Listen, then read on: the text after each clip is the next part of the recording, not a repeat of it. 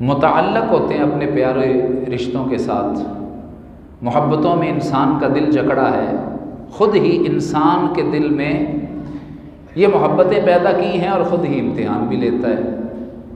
مگر ان اعلیٰ بندوں کی بندگی بھی بڑی اعلیٰ ہوا کرتی تھی۔ وہ اپنی بندگی سے یہ ثابت کرتے تھے کہ مالک کی طرف سے جیسا بھی حکم آ جائے، مالک جو ہے میرا، اس کی طرف سے جیسا بھی حکم آ جائے فوراً تعمیل کے لیے ہم اپنے آپ کو حاضر کر دیتے۔ چھری چلائی، چلی نہیں۔ حضرت اسماعیل علیہ السلام کو ذبح کرنے کے لیے لٹایا، چھری بھی چلائی، چلی نہیں۔ اللہ تعالیٰ نے ارشاد فرمایا آپ اپنی امتحان میں پورے ہو گئے، کامیابی مل گئی آپ کو۔ مالک یہ کیا تھا؟ اللہ ارشاد فرماتا ہے ان ھذا، یہ جو ہم نے حکم دیا نا تمہیں، لبلاء المبین، یہ بہت بڑی آزمائش تھی، بڑی آزمائش تھی یہ، مگر آپ کو مبارک ہو آپ پورے اترے۔ اے مالک پھر ذبح کیوں نہیں ہونے دیا؟ چھری چلنے کیوں نہیں دی؟ چھری کا حکم کیوں دے دیا؟ کاٹنے پر آئی یا تو پتھر کو کاٹ دیا، اس طرح غصے سے پھینکی چھری، چل نہیں رہی تھی، غصے سے پھینکی، اس میں پتھر کو کاٹ دیا، اس قدر تیز چھری تھی، مگر اسماعیل کا نازک گلا نہ کٹا۔ اے مالک مولا بچایا کیوں؟ اللہ کی طرف سے یہ حکم آیا وَفَدَيْنَاهُ بِذِبْحٍ عَظِيمٍ، قربانی آپ سے لی جائے گی مگر حضرت اسماعیل کی نہیں لی جائے گی، بعد میں ایک اس سے بھی کہیں بڑی قربانی لی جائے گی۔ اس بڑی قربانی کا اس قربانی کو فدیہ بنا دیا، ہم نے چھوڑ دی، ابھی کچھ وقت کے لیے قربانی کو ڈیلے کر دیا، آپ کو قربانی کا حکم دیا مگر ذبح نہیں ہونے دیا۔ یہی تو سوال ہے، اگر بچانا ہی تھا تو ذبح کا حکم کیوں دیا؟ اور حکم دیا تھا پھر بچایا کیوں گیا؟ اللہ فرماتا ہے میں کاتب تقدیر جانتا ہوں یہ خاندان ابراہیمی سارے کا سارا ہی پیکر تسلیم و رضا ہے۔ اسلامی سال کا آغاز بتاتا ہے بڑی قربانی ہوئی، اور اسلامی سال کی اختتام پر بھی پتہ چلتا ہے بڑی قربانی ہوئی، وہ بھی امتحان عظیم اور یہ بھی بڑی آزمائش، دونوں کے نتیجے میں ملنے والا بھی مقام عظیم۔ وہ خلیل اللہ بنے، ذبح کرنے کے لیے لیٹنے والے ذبیح اللہ بنے، تو جن کو کربلا کے اندر اس آیت کی تفسیر بنایا گیا کہ ان کے خاندان سے رسول پاک صلی اللہ علیہ وسلم نبی آخر الزمان تشریف لائیں گے، ان کی بیٹی کو اللہ تعالیٰ نورانی جوڑا عطا کرے گا، ایک کا نام حسن مجتبیٰ، دوسرے کا نام امام علی مقام امام حسین رضی اللہ تعالیٰ عنہ۔ ہمیں اس جگہ پر امام حسین ہی نہیں ان کے سارے خاندان کی قربانی چاہیے۔ ان ھذا لہو البلاء المبین، یہ بھی بڑی آزمائش تھی، ایک اکیلے بیٹے کو ذبح کرنا، اپنے ہاتھوں سے ذبح کرنا بڑی آزمائش تھی، مگر اس سے بڑی ایک اور آزمائش اور قربانی ہے کہ یہاں تو بچا لیا گیا، وہاں علی اصغر ہاتھوں میں دم توڑے گا، وہاں پر جوان علی اکبر کا لاشا اٹھانا پڑے گا، وہاں پر عباس کے بازو قلم کیے جائیں گے، وہاں پر 72 تن کو دفن کر کے اپنی بھی قربانی پیش کرنی ہوگی، اور پھر بتایا جائے گا لوگوں یہ ہے خاندان نبوت، یہ ہے خاندان ابراہیمی۔ تمہارے سال کی ابتدا میں یہ درس دیا جا رہا ہے کہ خاندان ابراہیمی اپنا ذمہ پورا کر چکا، مگر یاد رکھنا قتل حسین اصل میں مرگ یزید ہے، اسلام زندہ ہوتا ہے ہر کربلا کے بعد۔ اب قربانی کا جھنڈا تمہارے ہاتھ میں ہے، اب احصار کا جھنڈا تمہارے ہاتھ میں ہے، انہوں نے انتہا کر دی، اب تمہاری باری، تم کیسے اپنی زندگی میں قربانیاں پیش کرو گے۔ اور حضرت امام علی مقام امام حسین رضی اللہ تعالیٰ نے اپنی شہادت حقہ سے مٹتی ہوئی اسلامی اقدار کو ایک نئی توانائی عطا فرمائی اور عالم کے افق پر، دنیا کے افق پر اپنے خون سے، اپنے خاندان کے خون سے حریت فکر کا عہد نامہ تحریر کیا کہ ہمیں اللہ نے فکری آزادی عطا کی ہے، ہمیں اللہ تعالیٰ نے آزادانہ سوچ عطا کی ہے۔ ہماری سوچ کسی یزید کی سوچ کے ماتحت نہیں ہو سکتی، کسی قارون شداد اور دجال کے ماتحت نہیں ہو سکتی۔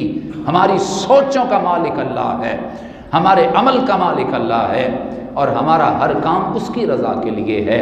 کوئی جابر ظالم ہماری سوچوں کو بدل نہیں سکتا، ہماری فکر کو بدل نہیں سکتا، ہمارے جسموں پر حکمرانی کر بھی لے، ہمارے دلوں پر پھر بھی اللہ کی حکمرانی رہے گی، اور یہ گردنیں کٹ سکتی ہیں مگر ظالم جابر اور فاسق و فاجر کے سامنے یہ خاندان ایسا ہے، ان کی گردنیں جھک نہیں سکتی۔ محبت کیسی ہے؟ کربلا میں جو ہوا اس تناظر میں سمجھیے کہ وہ کتنی بڑی توہین، کتنی بڑی گستاخی اور کتنا بڑا جرم تھا۔ میرے کریم آقا صلی اللہ علیہ وسلم نے ارشاد فرمایا، حسنین کریمین سے میں محبت رکھتا ہوں، تم دعویٰ کرتے ہو کہ ہم نبی سے محبت کرتے ہیں۔ کریم آقا صلی اللہ علیہ وسلم کی محبت ہمارے ایمان کی جان ہے۔ آپ کی محبت ایک لمحے کے لیے بھی دل سے ختم ہو جائے، ایمان کا نور ختم ہو جائے گا، ایمان کی شمع بجھ جائے گی۔ تمہارے ایمان کا مرکز، تمہارے ایمان کا محور، تمہارے ایمان کی بنیاد، تمہارے ایمان کی جان نبی پاک صلی اللہ علیہ وسلم کے ساتھ محبت ہے، پیار ہے، الفت ہے۔ اگر یہ محبت نہ ہو تو ایمان باقی نہیں رہتا۔ جو دعویٰ یہ کرے کہ میں نبی سے محبت کرتا ہوں، اس کو پھر دیکھ لینا چاہیے میری محبت کا معیار کیا ہے۔ جو حسنین سے محبت کرتا ہے وہ مجھ سے محبت کرتا ہے، جو حسنین سے بغض رکھتا ہے، عداوت رکھتا ہے، دشمنی رکھتا ہے، وہ میرے ساتھ دشمنی اور عداوت رکھتا ہے۔ سینے سے چمٹایا، شہزادوں کو سینے سے لگایا، رب کی بارگاہ میں ہاتھ اٹھا دیے، مالک مولا تو مجھ سے محبت فرماتا ہے نا۔ اس ساری کائنات میں سب سے اونچا مقام محبوبیت اللہ نے ہمارے آقا کو عطا فرمایا۔ اللہ اتنی محبت کسی اور سے نہیں کرتا جتنی محبت ہمارے آقا و مولا صلی اللہ علیہ وسلم سے کرتا ہے۔ بعد از خدا بزرگ توئی قصہ مختصر، اللہ کے بعد سب سے زیادہ کوئی معزز محترم شخصیت ہے تو وہ کریم آقا صلی اللہ علیہ وسلم کی ذات ستودہ صفات ہے۔ یا اللہ تو نے نظام بنایا، کائنات بنائی، سب تیری رضا چاہتے ہیں، تو میری رضا چاہتا ہے، خدا کی رضا چاہتے ہیں دو عالم، خدا چاہتا ہے رضائے محمد، تو مجھ سے محبت کرتا ہے، میں حسنین سے محبت کرتا ہوں۔ اور اصول و ضابطہ یہ ہے، محبوب کا محبوب بھی محبوب ہوتا ہے۔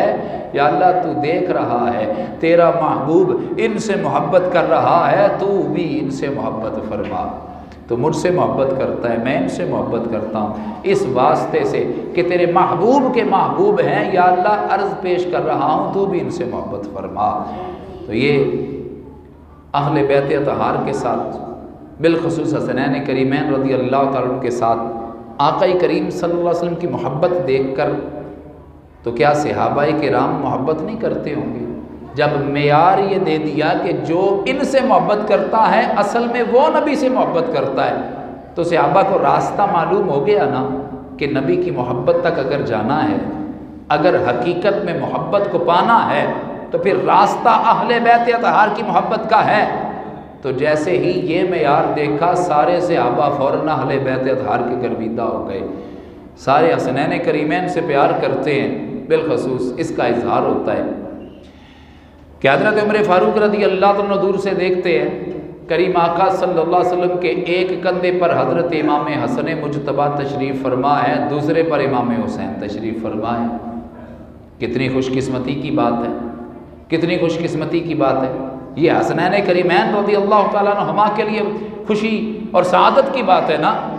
دور سے دیکھا اور मोहब्बत से पुकार उठे, या रसूल अल्लाह सल्लल्लाहु अलैहि वसल्लम, सवारी इतनी प्यारी मिल गई, किस्मत कितनी है इनकी, किस्मत कितनी अच्छी है कि बैठने के लिए मुहम्मदुर रसूलुल्लाह सल्लल्लाहु अलैहि वसल्लम के कंधे मिल गए हैं, बैठने के लिए नबी की पुश्त मिल गई है। कितने खुशकिस्मत हैं जिनको बोसा देने वाला रसूल है। और कितने खुशकिस्मत हज़रत इमाम हुसैन रज़ियल्लाहु तआला अन्हु को करीम आका सल्लल्लाहु अलैहि वसल्लम पकड़ कर सूंघा करते थे, प्यार तो किए करते थे ना, पकड़ कर सूंघा करते थे। हज़रत सैयदा कायनात सैयदा फ़ातिमा ज़हरा रज़ियल्लाहु तआला अन्हा अर्ज़ करती हैं, या रसूल अल्लाह सल्लल्लाहु अलैहि वसल्लम, बाबा जान, लोग अपने बेटों बेटियों से प्यार करते हैं और अपनी आल औलाद से मोहब्बत करते हैं, छोटे बच्चों को चिमटाया जाता है, चूमा जाता है और जिस्म के साथ लगाया जाता है, ये मोहब्बत का अंदाज़ होता है। मैंने किसी बाप को, किसी बाबा को अपने बच्चों को सूंघते हुए नहीं देखा।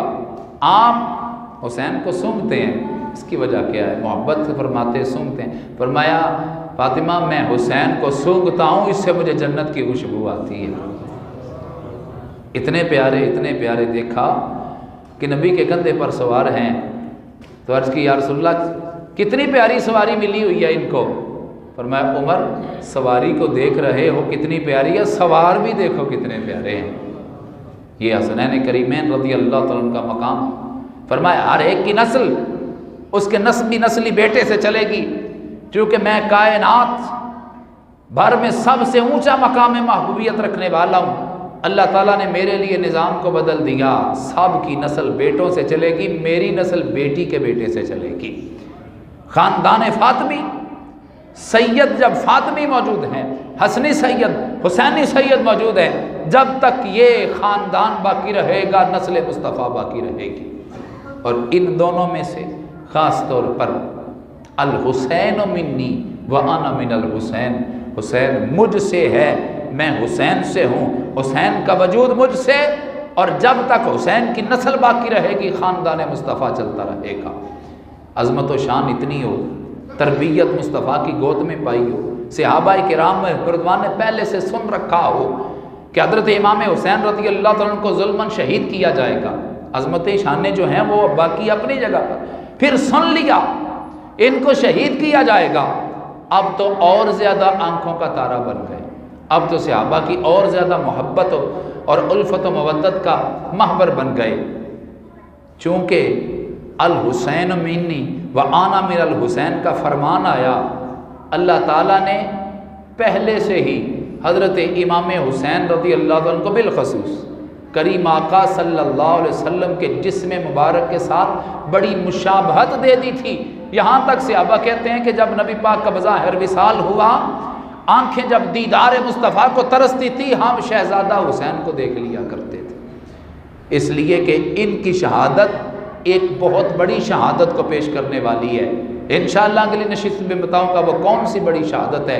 अल हुसैन मिन्नी व अना मिनल हुसैन, इसका माना क्या है? फिर शहादत करबला वो किस शहादत का मजहर थी?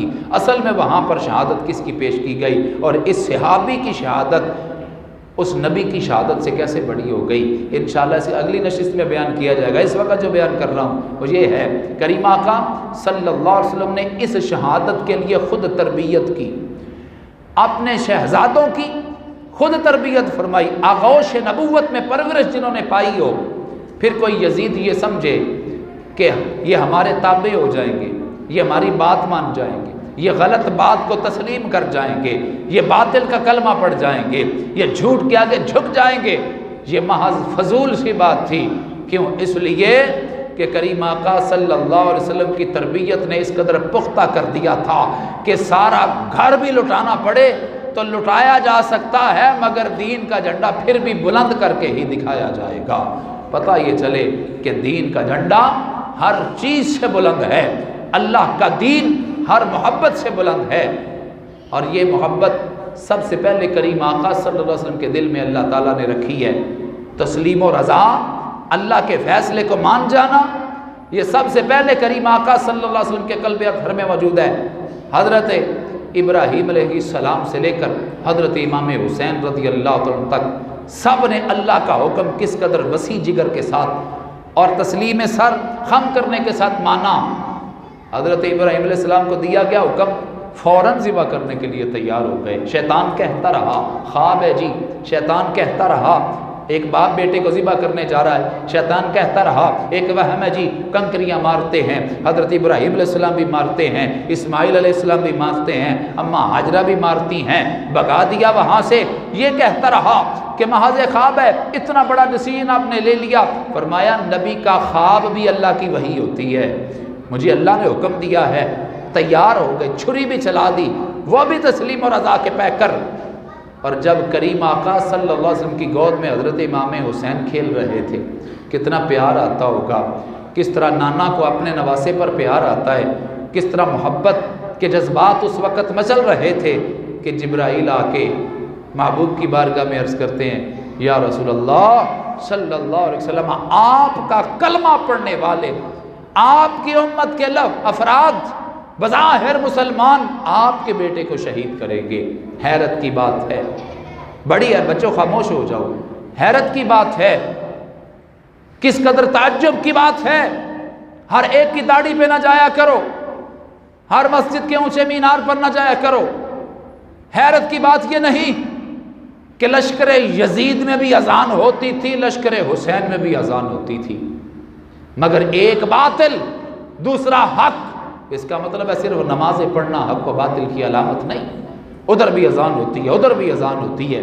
یزید نے داڑھی رکھ چھوڑی تھی، خطبہ جمعہ دیا کرتا تھا، خطبہ عیدین دیا کرتا تھا، وہ بھی عالم دین تھا، مگر عمل سے زندگی بنتی ہے، جنت بھی جہنم بھی۔ یہ خاکی اپنی فطرت میں نہ نوری ہے نہ ناری ہے۔ نظریہ جس قدر تھیوری اچھی ہوگی اس قدر پریکٹیکل بھی اچھا ہوگا۔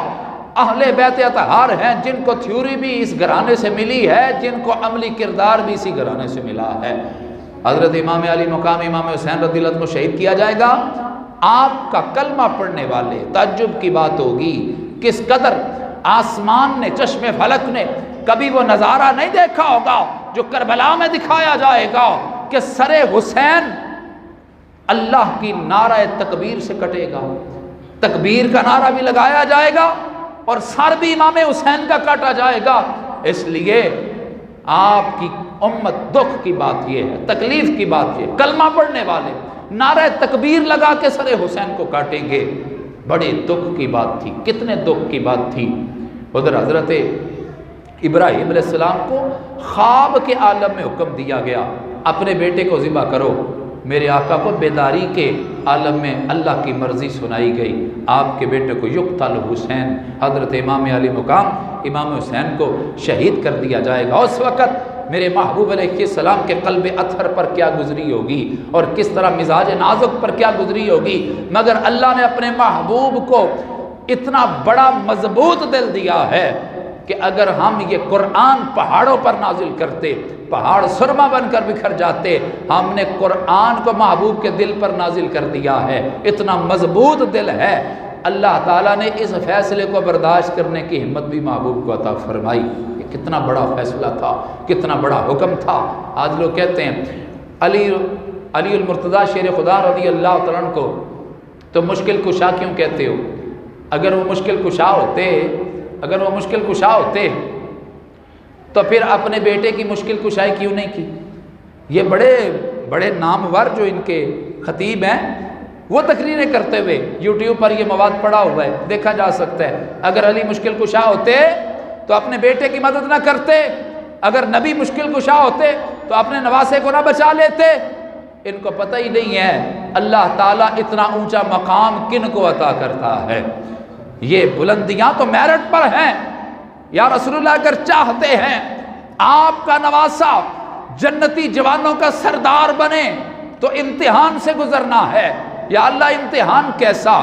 جیسا تو امتحان لے گا میرا بیٹا میں نے تیار کر دیا ہے، ہر امتحان کے لیے تیار ہے، ہر امتحان کو پاس کر جائے گا۔ ایک طرف 20,000 کی فوج کھڑی ہوگی، کون ہے یہ؟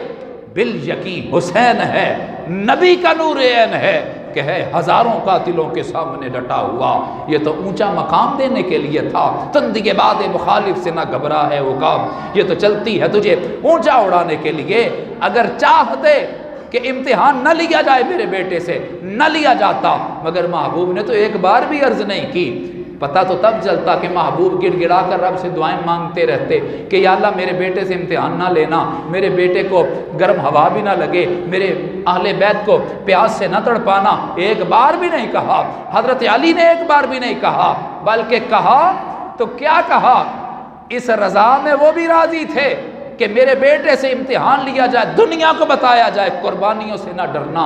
کیوں؟ اس لیے کہ تم میں سے کوئی حسین جتنا لاڈلا نہیں ہے، تم میں سے کوئی فاطمہ کے جگر جتنا لاڈلا نہیں ہے، تم میں سے کوئی امام علی مقام سے زیادہ اونچا مقام نہیں رکھتا، تم سے کوئی اونچا پیر نہیں جن کو گدی رسول اللہ کے مسند ملی ہو، تم سے بڑا کوئی خلیفہ نہیں جن کو خلافت رسول اللہ ملی ہو، تم سے بڑا کوئی متبرک نہیں، امام حسین رضی اللہ تو زیادہ کوئی اعلیٰ نہیں کہ ہاتھ چومنے کے لیے صحابہ کی قطار لگتی ہے، مگر جب اسلام کو ضرورت پیش آئے تو وہ امام علی مقام کربلا کے اندر بھی مدرسہ کھول کر بیٹھ جاتے ہیں، کربلا کو مقتل کو بھی مکتب بنا دیتے ہیں۔